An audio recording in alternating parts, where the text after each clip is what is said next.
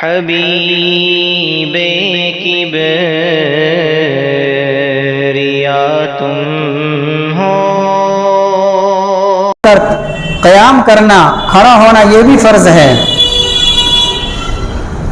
بعض مرتبہ ایسا ہوتا ہے کہ امام رکوع میں چلا گیا، پیچھے سے آدمی بھاگتے ہوئے آئے اور تکبیر کہتے ہوئے رکوع میں چلے گئے تو ان کی نماز ہوئی نہیں، اس لیے کہ قیام نہیں کیا، چونکہ تکبیر کہتے ہوئے رکوع میں گئے ہیں.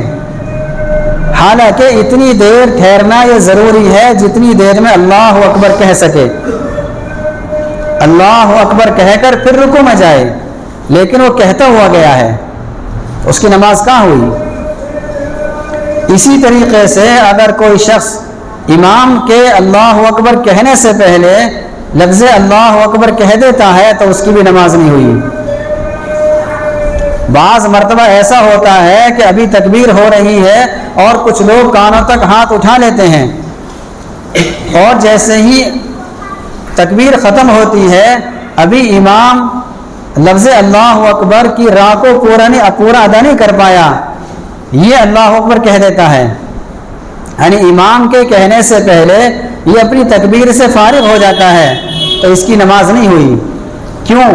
اس لیے کہ یہ نماز میں اقتدا کر رہا ہے دوسرے کی، یعنی اس شخص کی اقتدا کر رہا ہے جو خود نماز میں ہے، اور ابھی تو امام بھی نماز میں نہیں ہوا، چونکہ ابھی تو اس کی تکبیر ہی نہیں ہوئی ہے.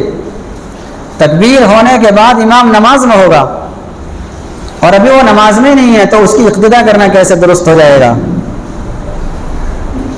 اللہ اکبر کہنے کے بعد امام نماز میں شامل ہوتا ہے اور ابھی وہ نماز میں شامل ہوا ہی نہیں ہے. اس مقتدی نے اور اس پیچھے کھڑے ہونے والے نے اپنی تکبیر پوری کہہ لی تو اس شخص کی نماز نہیں ہوگی. تو تکبیر تحریمہ یہ فرض ہے اور اس کو زبان سے ادا کرنا بھی ضروری ہے. ایسا نہیں کہ زبان سے ادا نہیں کیا اور یوں ہی ہاتھ اٹھائے اور باندھ لیے، اب بھی نماز نہیں ہوگی، چونکہ تکبیر تحریمہ یہ فرض ہے. اور تحریمہ کے معنی آتے ہیں حرام کرنا. مطلب اس کا یہ ہے کہ جب بندہ اللہ اکبر کہتا ہے تو وہ اس بات کا اقرار کر رہا ہے کہ میں نے بہت ساری چیزوں کو جو حلال تھی وہ حرام کر دی اپنے اوپر. مثال کے طور پر کھانا کھانا یہ حلال ہے، پینا حلال ہے، باتیں کرنا جائز باتیں کرنا یہ حلال ہے، لیکن جب بندہ اللہ اکبر کہہ کر نیت باندھتا ہے تو وہ اس لفظ کو کہنے کے بعد اپنی ان تمام چیزوں کو اپنے اوپر حرام کر دیتا ہے کہ اب میں باتیں بھی نہیں کروں گا، اب میں کھانا بھی نہیں کھاؤں گا، اسی طریقے سے میں پانی بھی نہیں پیوں گا. لفظ اللہ اکبر کہہ کر جب وہ ہاتھ باندھتا ہے تو اس بات کا اقرار کر رہا ہے کہ میں نے ان تمام چیزوں کو اپنے اوپر حرام کر دیا، اب میں جو تیرا حکم ہے وہ کروں گا.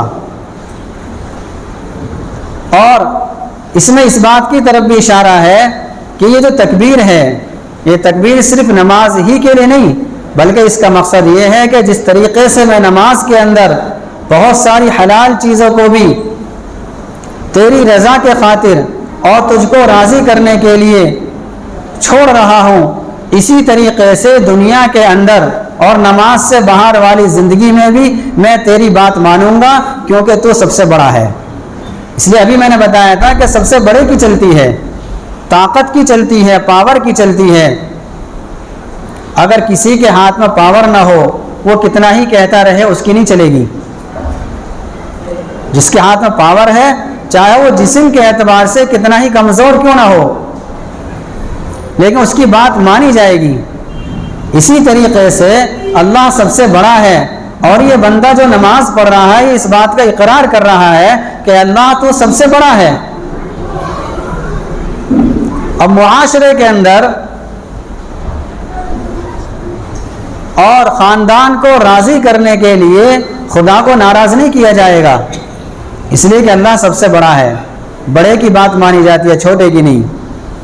اللہ سب سے بڑا ہے تو معاشرہ چھوٹا ہے، خاندان چھوٹا ہے، ماں باپ کا درجہ چھوٹا ہے، بھائی بہن کا درجہ چھوٹا ہے، میاں بیوی کا درجہ یہ اس سے کم ہے۔ اب اگر کوئی شخص چاہے وہ معاشرے سے تعلق رکھتا ہو، چاہے وہ اس کے گھر کا فرد ہی کیوں نہ ہو، اگر وہ ایسی چیز کا حکم دے رہا ہے جس کی شریعت میں اجازت نہیں، تو اس کی بات نہیں مانی جائے گی، اس لیے کہ اللہ سب سے بڑا ہے، اللہ کی بات مانی جائے گی۔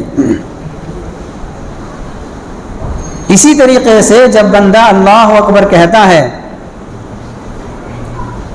تو اس میں اس بات کی طرف بھی اشارہ ہے کہ بڑے سے حکمت اور مصلحت نہیں پوچھی جاتی کہ ہم اللہ اکبر کیوں کہہ رہے ہیں، ہم سبحانک اللہم کیوں پڑھتے ہیں، سورہ فاتحہ کی تلاوت یہ واجب کیوں ہے؟ اس لیے کہ اللہ تو سب سے بڑا ہے، وہ جیسا حکم دے گا ویسا ہی مانا جائے گا۔ اس کی مثال قرآن کریم میں ہے۔ قرآن کریم میں سورہ بقرہ کے اندر انما البیع مثل الربا، یہ کفار کا قول نقل کیا ہے کہ بیع یعنی خرید و فروخت یہ سود کے مانند ہے، ربا کے مانند ہے۔ ان لوگوں نے بیع اور سود کے اندر فرق نہیں کیا اور اپنی عقل دوڑائی کہ جس طریقے سے بیع سے فائدہ ہوتا ہے، کوئی آدمی خرید و فروخت کرتا ہے اس سے نفع حاصل ہوتا ہے، اسی طریقے سے سود سے بھی فائدہ ہوتا ہے، بیاج سے بھی فائدہ ہوتا ہے، تو بیع اور سود میں کوئی فرق نہیں۔ اگر فرق ہے تو اس کی حکمت کیا ہے؟ تو اللہ تعالیٰ نے حکمت نہیں بتائی بلکہ حکم دے دیا اور فرمایا احل اللہ البیع وحرم الربا، کہ اللہ تعالیٰ نے بیع کو حلال کیا ہے اور ربا کو حرام کیا ہے۔ یہ نہیں کہا کہ اس کے اندر حکمت یہ ہے۔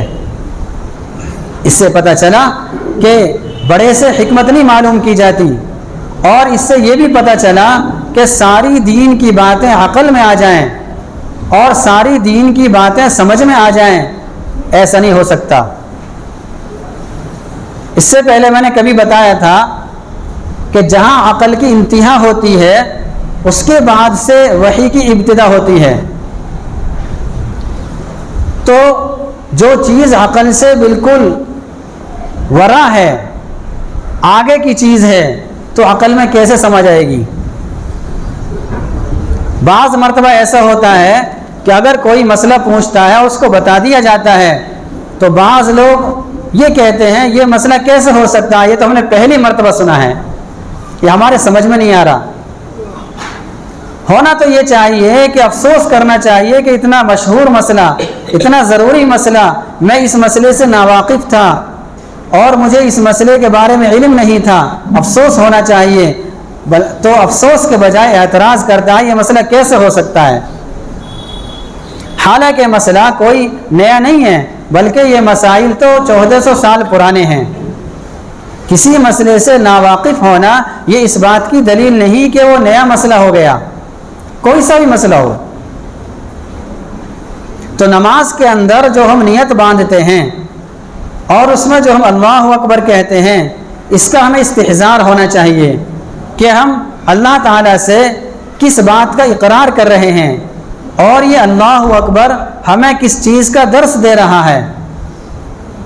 اگر ہم اسی میں غور و فکر کر لیں گے اور اسی کے مطلب کو اور اسی کے مفہوم کو ہم ذہن میں جما لیں گے اور استحضار کے ساتھ ہم نماز پڑھیں گے تو اللہ تعالیٰ کی ذات عالی سے امید ہے کہ نماز کے اندر بھی جان پیدا ہوگی اور نماز کے بعد اس کا اثر ہماری زندگی میں نمایاں نظر آئے گا۔ چونکہ ہمیں معلوم ہے کہ اللہ سب سے بڑا ہے اور بڑے کی بات مانی جاتی ہے، تو نماز سے باہر کی زندگی میں بھی یہ بندہ اللہ کی مان کر زندگی گزارے گا۔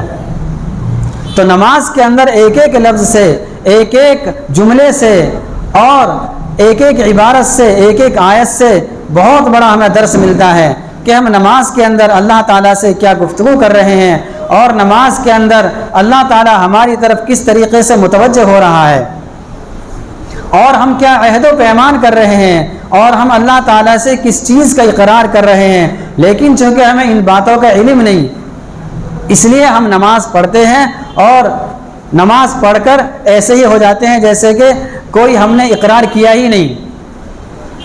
قرآن کریم میں ہے ان الصلاۃ تنہا عن الفحشاء والمنکر کہ نماز بے حیائی کے کاموں سے روکتی ہے۔ ہماری نماز ہمیں کیوں نہیں روکتی؟ سوال پیدا ہوتا ہے کہ قرآن کریم کی آیات تو ساری سچی ہیں، قرآن کریم پورا سچا ہے، اللہ تعالیٰ کا کلام ہے، حق ہے، ہم نماز پڑھتے ہیں، ہماری نمازیں ہم کو برائیوں سے کیوں نہیں روکتی؟ اس کی مین وجہ یہی ہے کہ جو نماز پڑھنے کا حق ہے اور جس طریقے سے نماز پڑھی جانی چاہیے وہ کیفیت ہماری پیدا نہیں ہوتی۔ ہم اللہ اکبر کہتے تو ہیں، ہم سبحانک اللہم پڑھتے تو ہیں، اور دیگر آیات اور سورہ فاتحہ کی ہم تلاوت تو کرتے ہیں، سارے ارکان کو ہم صحیح سے ادا کرتے ہیں، لیکن جیسا حق ہے ویسا ادا نہیں کرتے، اور ہماری زبان چلتی رہتی ہے ایٹومیٹک، اور نماز پوری بھی ہو جاتی ہے، بس اوقات ہمیں یہ پتہ نہیں چلتا کہ ہم نے کتنی رکعتیں پڑھی ہیں۔ کیوں؟ اس لیے کہ ہمارے اندر استحضار نہیں ہے۔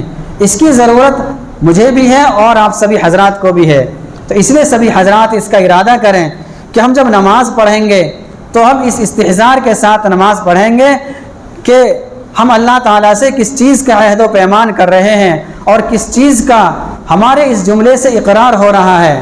ہم جب وضو کریں گے تو ہم کس استحضار کے ساتھ اور کس نیت سے ہم وضو کریں گے، اور جب اللہ کی بارگاہ میں حاضر ہوں گے تو ہمارے ذہن میں کیا کیا چیزیں ہونی چاہیے جس کی وجہ سے ہماری توجہ اللہ کی طرف ہو جائے۔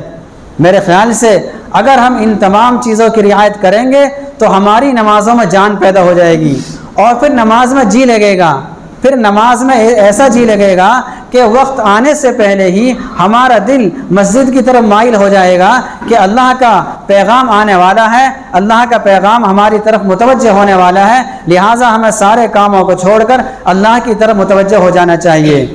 اللہ تعالیٰ ان تمام باتوں پر مجھے بھی اور آپ سبھی حضرات کو اخلاص کے ساتھ عمل کرنے کی توفیق نصیب فرمائے۔ آمین۔ وآخر دعوانا الحمدللہ رب العالمین۔